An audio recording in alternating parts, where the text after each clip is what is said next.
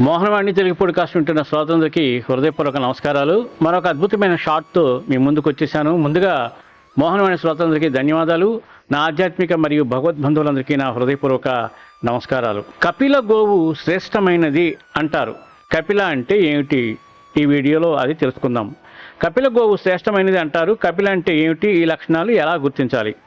ఒళ్ళంతా నల్లటి రంగు ఉంటే కపిల గోవు అని గుర్తించాలా? ఆవులు ఏ రంగులో ఏ రూపులోనున్నా శ్రేష్టమైనవి, పూజ్యములే. కపిల శబ్దానికి నలుపు అనే ప్రధానార్థం.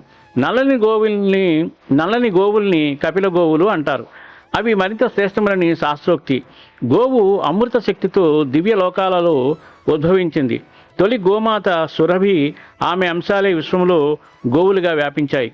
ఒకసారి కొన్ని గోవులు హిమగిరి పరిసరాలలో సంచరిస్తూ ఉండగా ఒక గోవు పాలను లేక తాగుతున్నది. ఆ సమయంలో పొదుగు నుండి స్రవిస్తున్న పాలనురగా గాలికి చెంది సమీపంలో తపస్సు చేసుకుంటున్న పరమేశ్వరునిపై పడింది.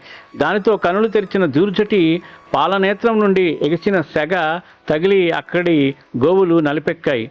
అవి శివుని శరణు వేడి ప్రార్థించాయి. శివదృష్టి శక్తిని పొందడం చేత ఆ గోవులకు ప్రత్యేక శ్రేష్టత లభించింది.